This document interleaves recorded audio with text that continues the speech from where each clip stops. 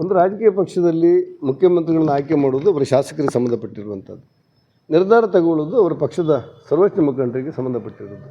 ಈಗ ಸಿದ್ದರಾಮಯ್ಯನವ್ರು ಹೇಳ್ತಾರೆ ನಾನೇ 5 ವರ್ಷ ಅಂತಾರೆ, ಖರ್ಗೆ ಅವ್ರು ಹೇಳ್ತಾರೆ ಖರ್ಗೆ ಅವ್ರು ಬರ್ತಾ ಇದ್ದಾರೆ ಅಂತಾರೆ, ಈ ಪರಮೇಶ್ವರ್ ಹೇಳ್ತಾರೆ ಖರ್ಗೆ ಅವ್ರು ಬರ್ತಾ ಇದ್ದಾರೆ ಅಂತೇಳಿ. ಖರ್ಗೆ ಅವರು ಬರ್ತಾರೆ ಅಂತ ಹೇಳೋದು ಸಿದ್ದರಾಮಯ್ಯ ದಾರಿ ಬಿಡಿ ಅಂತ ಹೇಳಲಿಕ್ಕೂ ಏನೋ ನನಗೆ ಗೊತ್ತಿಲ್ಲ. ಅವ್ರ ನಿರ್ಧಾರವನ್ನು ಅವ್ರು ಮಾಡಲಿ, ನಾವು ಅದರಲ್ಲಿ ಹಸ್ತಕ್ಷೇಪ ಮಾಡೋದಿಲ್ಲ. ಸರ್, ಇದು ಡಿ.ಕೆ. ಶಿವಕುಮಾರ್ ಅವರ ಪುಸ್ತಕ ಬಿಡುಗಡೆ ಕಾರ್ಯಕ್ರಮದಲ್ಲಿ ಬಿಜೆಪಿಯವರು DCM ಆಫರ್ ಮಾಡಿದ್ರು. ನನ್ನ ಎದುರು 2 ಆಯ್ಕೆ ಇತ್ತು, DCM ಅಥವಾ ಜೈಲು. ನಾನು ಜೈಲನ್ನು ಆಯ್ಕೆ ಮಾಡಿಕೊಂಡೆ ಅಂತ ಹೇಳಿದ್ದಾರೆ. ಆಫರ್ ಮಾಡಿರೋದು ಹೌದಾ ಬಿಜೆಪಿ? ಆವಾಗ ಗೊತ್ತಿಲ್ಲ. ಈಗ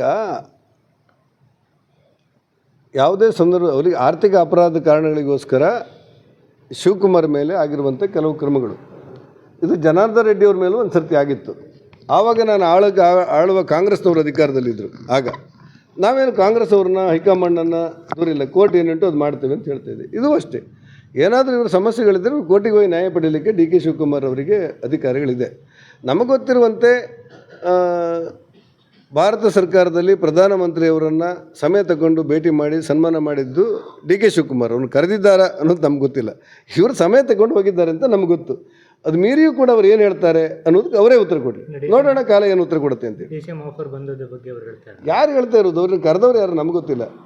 ಇವರು ಹೋಗಿ ಪ್ರಧಾನಮಂತ್ರಿಯವರನ್ನು ಭೇಟಿ ಮಾಡಿ ನಾನು ಸಮಸ್ಯೆಗಳ ಬಗ್ಗೆ ಅಥವಾ ಕರ್ನಾಟಕ ಸರ್ಕಾರದ ಬೇಡಿಕೆಗಳ ಬಗ್ಗೆ, ನೀರಾವರಿ ಬಗ್ಗೆ ಮಾತಾಡಿದ್ದೇನೆ ಅಂತ ಹೇಳಿದ್ದಾರೆ.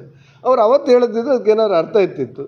ಇವತ್ತು ಹೇಳಿದ್ದಕ್ಕೆ ನಮ್ಗೆ ಗೊತ್ತಿಲ್ಲ, ಅವರೇ ಉತ್ತರ ಕೊಡಬೇಕು. ಈಗ ಏನಾದರೂ ಗೊತ್ತಿಲ್ಲ ನಮಗೆ ಗೊತ್ತಿಲ್ಲ. ಈಗ ಡಿ.ಕೆ. ಶಿವಕುಮಾರ್ ಒಬ್ಬ ಪ್ರಬುದ್ಧ ರಾಜಕಾರಣಿ.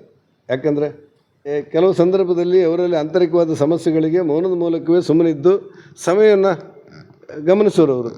ಹಾಗಾಗಿ ಅವ್ರನ್ನ ಯಾರಾದರೂ ಕರೆದಿದ್ದಾರೆ ಅಂತ ಹೇಳೋದಾಗಲಿ ಅಥವಾ ಹೋದಾಗ ನನ್ನನ್ನು ಕರೆದಿದ್ದಾರೆ ಅಂತ ಭಾವನೆ ವ್ಯಕ್ತಪಡಿಸೋದಾಗಲಿ ಭಾಳ ಅವರೇ ಅದಕ್ಕೆ ಉತ್ತರ ಕೊಡ್ಬೋದು ಅಂತ ನಾನು ಅಂದ್ಕೊಂಡಿದ್ದೇನೆ.